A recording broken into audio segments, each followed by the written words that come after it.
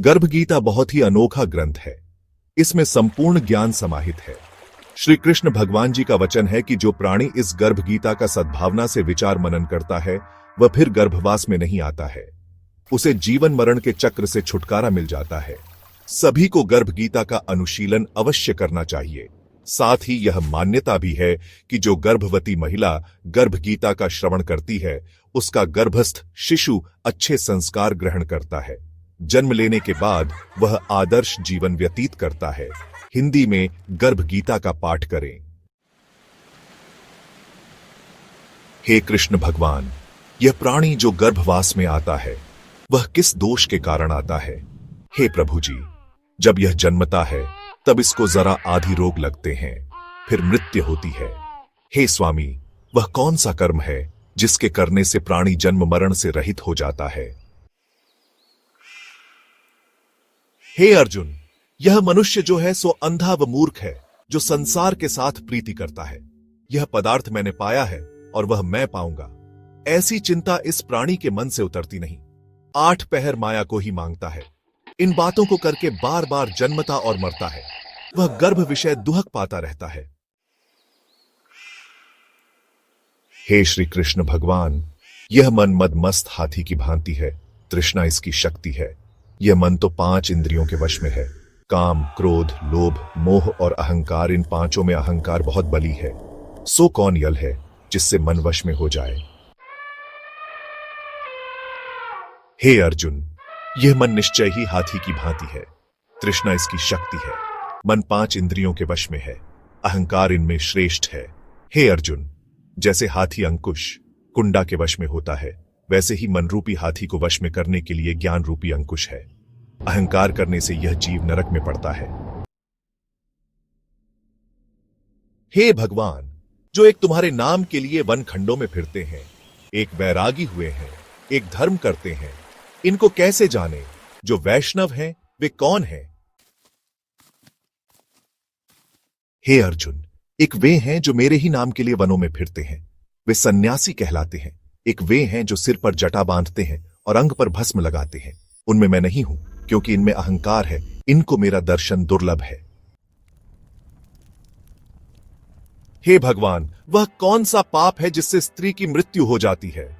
वह कौन सा पाप है कि जिससे पुत्र मर जाता है? और नपुंसक कौन पाप से होता है?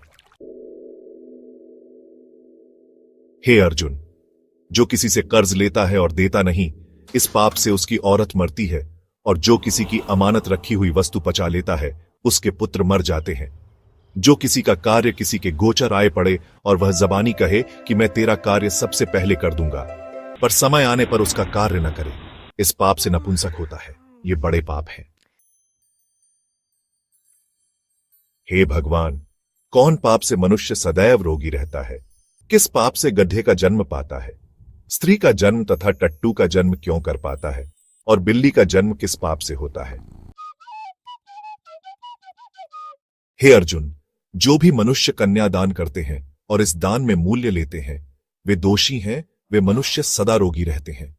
जो विषय विकार के वास्ते मदिरा पान करते हैं, वे टट्टू का जन्म पाते हैं। और जो झूठी गवाही भरते हैं, वे औरत का जन्म पाते हैं।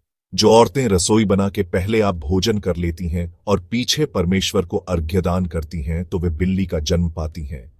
और जो मनुष्य अपनी झूठी वस्तु दान करते हैं, वे औरत का जन्म पाते हैं। वह गुलाम औरतें होती हैं। हे भगवान, कई मनुष्यों को आपने सुवर्ण दिया है, सो उन्होंने कौन सा पुण्य किया है?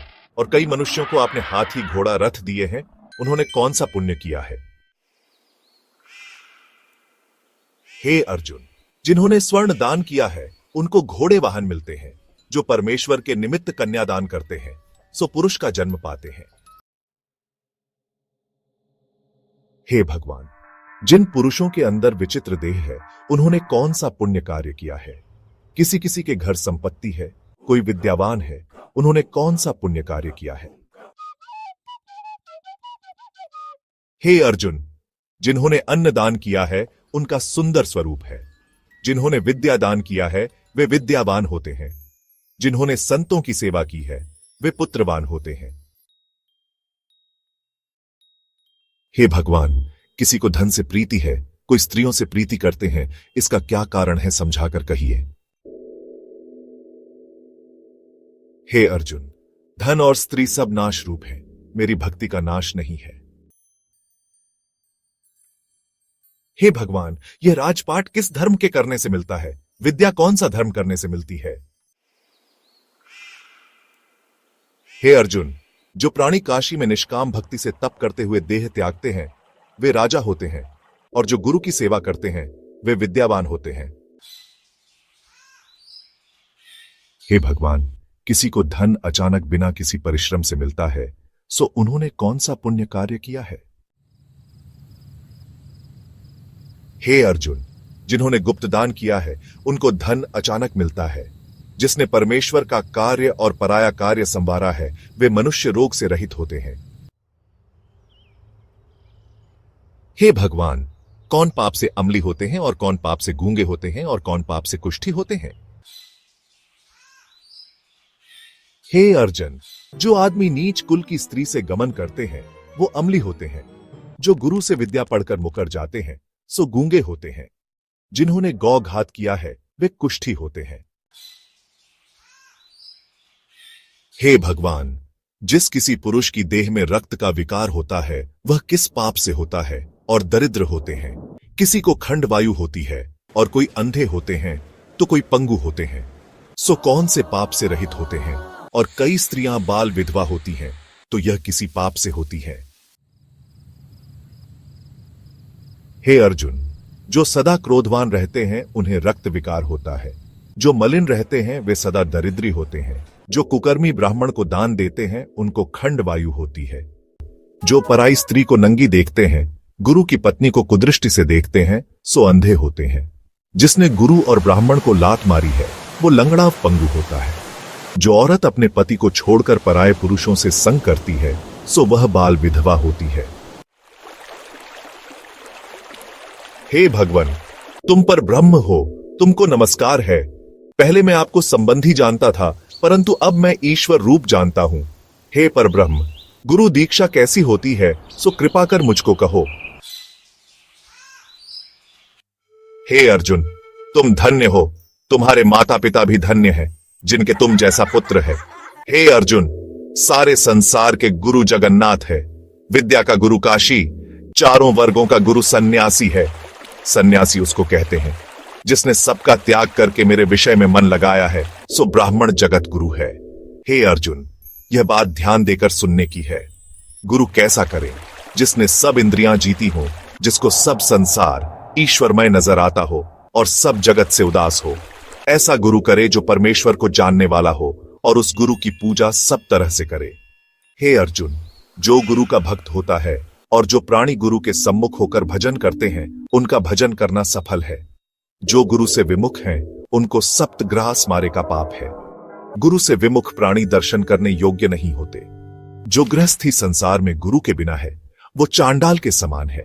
जिस तरह मदिरा के भंडार में जो गंगा जल है वह अपवित्र है, इसी तरह गुरु से विमुख व्यक्ति का भजन सदा अपवित्र होता है। उसके हाथ का भोजन देवता भी नहीं लेते। उसके सब कर्म निष्फल हैं। कुकर, सूकर, गदर्भ, काक, ये सब की सब योनियां बड़ी खोटी योनियां हैं। इन सब से वह मनुष्य खोटा है जो गुरु नहीं करता। गुरु बिना गति नहीं होती, वह अवश्य नरक को जाएगा।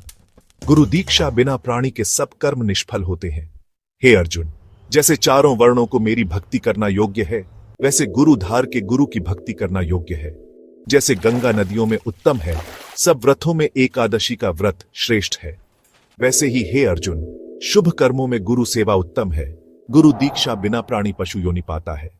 जो धर्म भी करता है सो पशु योनि में फल भोगता है। वह 84 योनियों में भ्रमण करता रहता है।